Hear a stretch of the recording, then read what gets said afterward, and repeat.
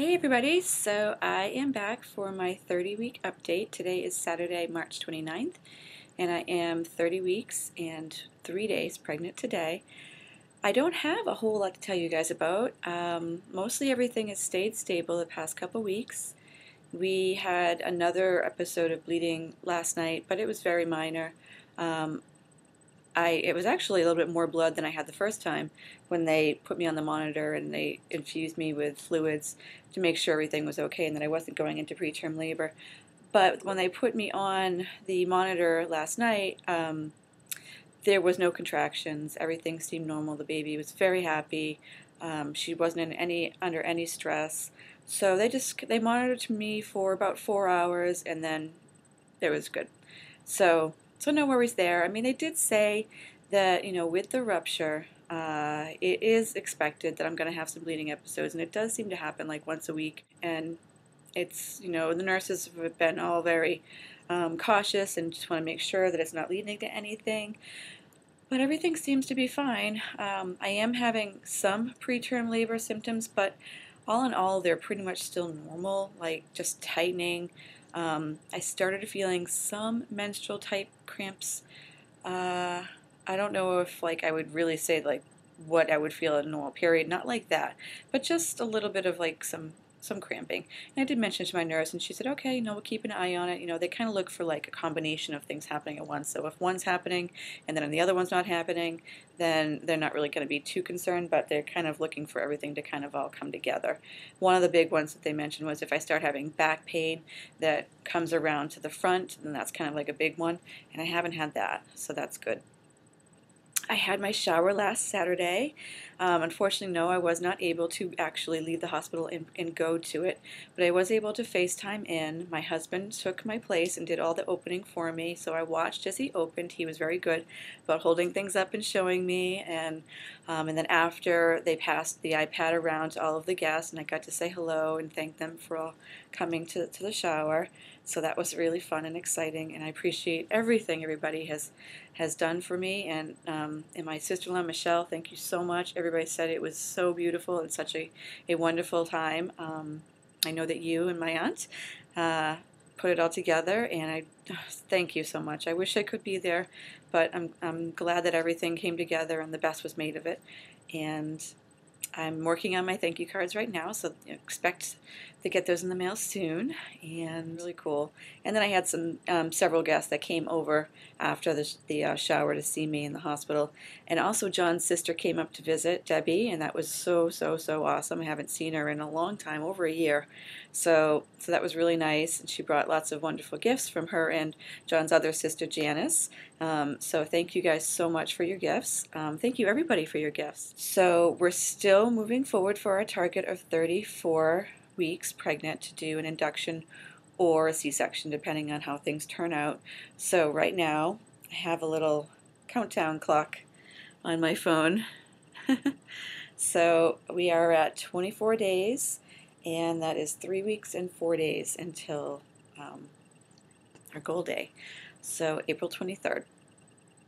So we're really excited and looking forward to it, and I'm scared all at the same time, trying to wrap up things with work. I got all my paperwork filed. I picked a pediatrician this week. Thank you, Katie, so much for your help with that, and Jill for your advice as well.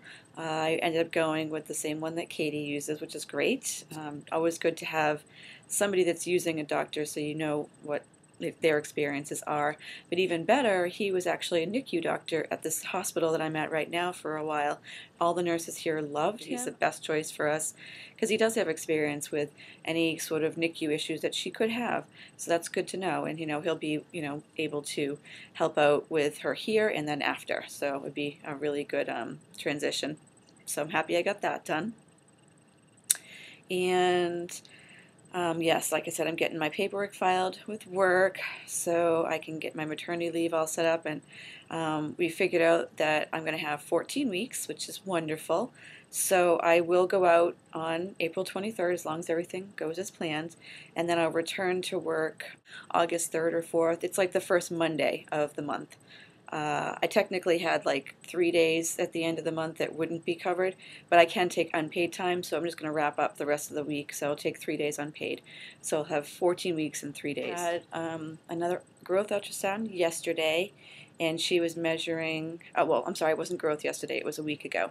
Yesterday was just a limited, but a week ago she was measuring 2 pounds and 12 ounces, which is great. That's a little bit above. 2.5 was what they were expecting for at the time. She was a 29 week, and so they were expecting about 2.5 pounds, so she was measuring just a little over, which is wonderful. And we are, yeah, like I said, still shooting for the 23rd, and it all depends on how everything kind of lines up, if I'll go naturally or if I'll have a C-section. The doctors are still hoping for a natural birth. They expect that it should still be okay as long, as Harmony's head down, which she hasn't been a whole lot. She was yesterday, and then like 3 weeks ago she was head down. Otherwise, she's pretty much been a transverse baby. She likes laying directly across my stomach, so I don't know. And where we're not going to get into the further weeks where they kind of do generally kind of go in that position, it's kind of up in the air if she will or not, be ready to go in head down position. So there's that. Then there's also the placenta issue. If it's still low lying, and if it's just too close to the cervix, then they won't be able to do either because of the risk of bleeding. So there's that, and there's, of course, you just have to make sure, that all of my other numbers are okay, that I don't have an infection showing. And what they plan to do is they can't really tell right now where my placenta is 100% because it's still kind of blocked between Abigail being kind of down in that area where it is, and also Harmony growing. It's really hard to see it without doing an internal ultrasound. And they don't want to do an internal ultrasound because of the introduction of bacteria, so the risk of infection. They will do that the day that I'm scheduled to deliver, on the 23rd. They'll do the internal ultrasound, and they'll see where the placenta is, and at that point they'll make the call if I'll have an induction or if I'll have a C-section. So either way, obviously having a natural birth is definitely better for the baby. There's a lot of things. Spoke to a midwife yesterday, and she was explaining to me that, of course, the fluids that are in the body get pushed out through the birth canal through a natural process, so they generally have less fluid in their lungs, so less breathing issues, so that's really a plus. And then the other thing is, I guess there's like a natural bacteria that's in like the vaginal walls, and some studies have shown that just having the baby go through getting exposed to that, it's like a good bacteria that actually helps prevent some further other issues for them. So that's another thing. And just, it's normal, it's natural, it's what your body is supposed to do. Healing is quicker, that kind of stuff. So we shall see. So I think that is pretty much all I have to update you guys on. John is home now, and he's not leaving again until she's born, until he's actually scheduled to go back to Key West in June. So having him home has been great, and he's been sharing time with me and at home, and he's recording his next CD right now, so he's in the process of putting all that together. And he's taking care of the pets, and fortunately we had the stomach bug kind of going through our house this week. Not kind of, we did. So he has not had it yet, which I'm so grateful for, but I'm still very cautious about him coming up here. So he has limited his time here, and we've been living at eye contact even if he's been here. I've been washing my hands, he's been washing his hands, we haven't really kissed, we've just kind of hugged, and then I washed my hands and stuff. Just, I don't need anything else, I don't need to get the stomach bug. But I think that's it. So I'm going to go ahead and show you guys the baby bump. And so stay tuned for that, and I will talk to you guys later. Stay tuned for more updates in a couple weeks. Bye. Okay, so here we are. This is my baby bump for 30 weeks and 3 days. This is from the front, obviously. And here we go. Try to tighten it for you. I'll pull my shirt up as well. For now, we'll do it this way. Okay.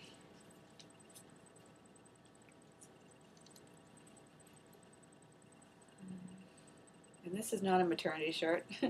This is just a big shirt that I had. But I am definitely starting to not fit into non-maternity clothes. Like, this is like, that's it. So my tank tops don't exactly cover the belly anymore, so it's kind of cute. So there we go. In some ways I really don't think I've gotten a whole lot bigger, but I've definitely changed shape. I did measure on Wednesday, and my belly was 40 inches around, and my weight was up about 28 pounds from where I started pre-pregnancy.